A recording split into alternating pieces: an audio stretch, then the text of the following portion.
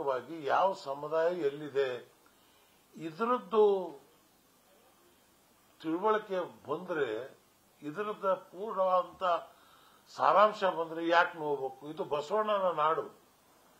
ಸಮಗಾರ ಹರಳಯ್ಯ, ಮಾದಾರ ಚೆನ್ನಯ್ಯ, ಅವನಮ್ಮ ಅಣ್ಣಯ್ಯ, ಓ ಎಂದು ಕರಿಯರಿ ಕೂಡಲ ಸಂಗಯ್ಯ ಅಂತೇಳಿ ಬಸವಣ್ಣ ಕೂಗಿದಂತ ಈ ನಾಡಿನಲ್ಲಿ ಇವತ್ತು ಶಿವಶಂಕರಪ್ಪನವರು ಅದನ್ನೇ ಕೂಗಬೇಕಾಗಿತ್ತು. ಹೌದು, ಇದಾರೆ, ನಾವು ಬಸವ ತತ್ವದವರು, ಎಲ್ಲರನ್ನು ಜೊತೆಯಲ್ಲಿ ತಗೊಂಡು ಹೋಗ್ತೀವಿ, ಸರ್ವರಿಗೂ ಸಮಪಾಲು, ಸರ್ವರಿಗೂ ಸಮಬಾಳು, ಇದು ನೀಡ್ತೇವೆ ಅನ್ನಕ್ಕಂಥದ್ದನ್ನ ಅವರು ಎತ್ತಿ ಹೇಳಬೇಕಾಗಿತ್ತು. ಆದರೆ ಇವತ್ತು ಸಿದ್ದರಾಮಯ್ಯನವರಾಗಿ ತಂದಿದ್ದಲ್ಲ ಇದು ಜನಗಣತಿ ಆಗಬೇಕು ಅಂತ ಹೇಳಿ ಜನತಾದಳ ಅಧಿಕಾರದಲ್ಲಿದ್ದಾಗಲೂ ಕೂಡ, ಆವಾಗಲೂ ಕೂಡ ರಿಸರ್ವೇಷನ್, ಮಂಡಲ್ ಕಮಿಷನ್, ವಿಪಿ ಸಿಂಗ್ ತಂದವರು. ದೇವೇಗೌಡರಿದ್ದಾಗ ದೇವೇಗೌಡರೇ ಮುಖ್ಯಮಂತ್ರಿ ಆಗಿದ್ರು. ಅವಾಗ ರಿಸರ್ವೇಷನ್ 4% ಅಲ್ಪಸಂಖ್ಯಾತರಿಗೆ ಮತ್ತು ಹಿಂದುಳಿದವರಿಗೆ ಕೊಟ್ಟರು.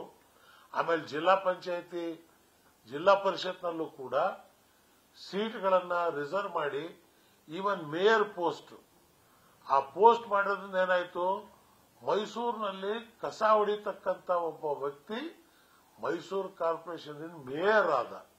ಇದು ಸಾಮಾಜಿಕ ನ್ಯಾಯ, ಬಸವತತ್ವ, ಬಾಬಾ ಸಾಹೇಬ್ ಅಂಬೇಡ್ಕರ್ ಹೇಳಿರ್ತಕ್ಕಂಥ ಸಿದ್ಧಾಂತ. ಇದ್ರ ಬಗ್ಗೆ ತಲೆ ಕೆಡಿಸಿಕೊಂಡು ನಾವು ಚಳವಳಿ ಮಾಡ್ತೇವೆ, ಅದು ಮಾಡ್ತೇವೆ ಅಂತ ಹೇಳೋದ್ರಲ್ಲಿ ಅರ್ಥವಿಲ್ಲ. ಆ ಎಲ್ಲ ಸಮಾಜದವರಿಗೆ ನಾನು ಇಷ್ಟ ಕೇಳ್ತಕ್ಕಂಥದ್ದು, ಇವತ್ತು ಮತ ಕೊಡ್ತಕ್ಕಂಥ ಮತದಾರರು ಇವತ್ತು ಜಾತಿ ಆಧಾರದ ಮೇಲೆ ಏನಾದರೂ ಒಬಿಸಿಯವರು ಮತ ಕೊಡಕ್ ಶುರುವಾಯಿತು ಅಂತ ಹೇಳಿದ್ರೆ ಮುಂದೆ ವಾತಾವರಣ ರಾಜ್ಯದಲ್ಲಿ ಕೆಡತ್ತೆ. ಆದ್ರಿಂದ ಮಲಗದವರಿಗೆ ಎಬ್ಬರು ಕೂರಿಸ್ದಂಗೆ ಆಗ್ತಾ ಇದೆ. ಜಾತಿ ಗಣತಿ ಸರಿ ಇಲ್ಲ ಅಂತ ಹೇಳಿದ್ರೆ ಈಗ ಬಾಕಿ ಸಣ್ಣ ಸಮಾಜದವರೆಲ್ಲ ಎದ್ದು ಹೇಳ್ತಾರೆ, ಯಾಕಪ್ಪ ಶೈಕ್ಷಣಿಕವಾಗಿ ನಾವು ಹಿಂದುಳಿದಿದ್ದೀವಿ, ಆರ್ಥಿಕವಾಗಿ ನಾವು ಹಿಂದುಳಿದಿದ್ದೀವಿ, ನಮ್ಮದು ಹೇಳಿದ್ರೆ ತಪ್ಪು ಅಂತಾರಲ್ಲ, ನಾವು ಕೂಡ ಈ ಬೀದಿಗೆ ಇಳಿಬೇಕು ಅಂತ ಹೇಳಿದ್ರೆ ರಾಜ್ಯದ ಪರಿಸ್ಥಿತಿ ಏನಾಗಬೇಕು? ಆದ್ರಿಂದ ಇದನ್ನ ಇಲ್ಲಿಗೆ ಸಮಾಪ್ತಿ ಮಾಡಿ ಬಿಡ್ತಕ್ಕಂಥದ್ದು ಒಳ್ಳೆಯದು. ಮತ್ತು ರಾಜ್ಯ ಸರ್ಕಾರ ಇದನ್ನ ಧೈರ್ಯವಾಗಿ, ಹೌದು ನಾವು ಮಾಡಿದ್ದೇವೆ, ಈಗ ಬಿಜೆಪಿಯವ್ರೇನು ಜನಗಣತಿ ಬೇಡ ಅಂತ ಹೇಳ್ತಾರ? ಯಾರು ಬಿಜೆಪಿಯವ್ರೇನು ಇದಕ್ಕೇನು ಜನಗಣತಿ ವಿರೋಧ? ಜನಗಣತಿ ಮಾಡಬೇಕಾದ್ರೆ ಲೆಕ್ಕ ಬಿಟ್ಟಿದ್ದಾರೆ, ಆಧಾರ್ ಕಾರ್ಡ್ ಇದಾವೆ, ತೋರಿಸಿ ಜಾಸ್ತಿ ಮಾಡ್ಕೊಡಿ, ಯಾರು ಬೇಡ ಅಂತಾರೆ? ಇವತ್ತು ಸಂಖ್ಯೆ ಜಾಸ್ತಿ ಆಗಿದೆ. ಈಗ ದುರ್ದೈವ, ನನಗೂ 11 ಮಕ್ಕಳು, ಅದು ಏನ್ ಮಾಡಲಿ ನಾನು? ಒಬ್ಬ ಗಂಡು ಮಗ ಇದ್ದ, ಹುಬ್ಳಿ ಈದ್ಗಾ ಮೈದಾನ ಪರಿಹಾರ ಮಾಡಕ್ ಹೋದಾಗ ಆ ಗಂಡು ಮಗ ಸತ್ತೋಯ್ತು. ನನ್ನ ಹೆಂಡತಿಗೆ ಏನಾಯ್ತು ಅಂದ್ರೆ ಎಕ್ದಮ್ ತಲೆಗೆ ಹತ್ತು ಬಿಡ್ತು. ಡಾಕ್ಟರ್ ಹೇಳಿದ್ರು ಇನ್ನೊಂದು ಮಗು ಆಗೋ ತನಕ ಈ ಅಮ್ಮ ಸರಿ ಆಗಲ್ಲ ಅಂತ. ಪ್ರಯತ್ನ ಪಟ್ಟಿದ್ದೇನು ಅಂದ್ರೆ 5 ಹೆಣ್ಮಕ್ಳು ಆದವು ನನಗೆ. ಸಹಿಸ್ಕೊಂಡಿಲ್ವೇ?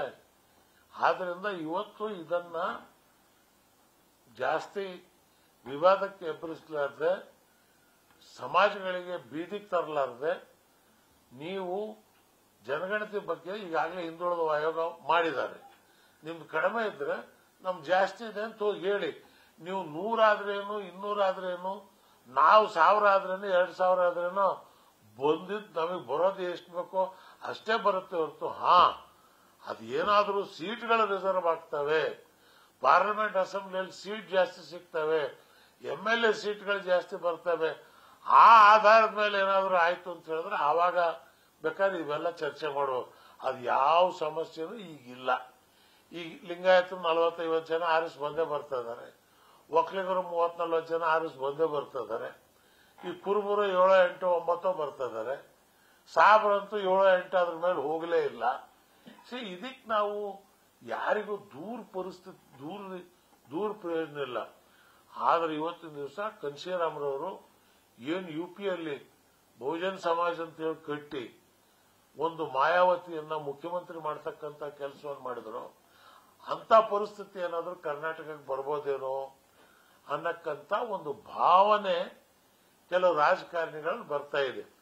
ಇದು ರಾಜಕಾರಣಿಗಳಿಗೆ ಭಯ ಇದೆ ಹೊರತು ಸಾಮಾನ್ಯ ಜನ, ಲಿಂಗಾಯತರಾಗ್ಲಿ ಒಕ್ಕಲಿಗರಾಗ್ಲಿ ಅವರಿಗೆ ಯಾವುದೇ ವಿಧವಾದಂಥ ಭಯನೂ ಇಲ್ಲ, ಆತಂಕನೂ ಇಲ್ಲ.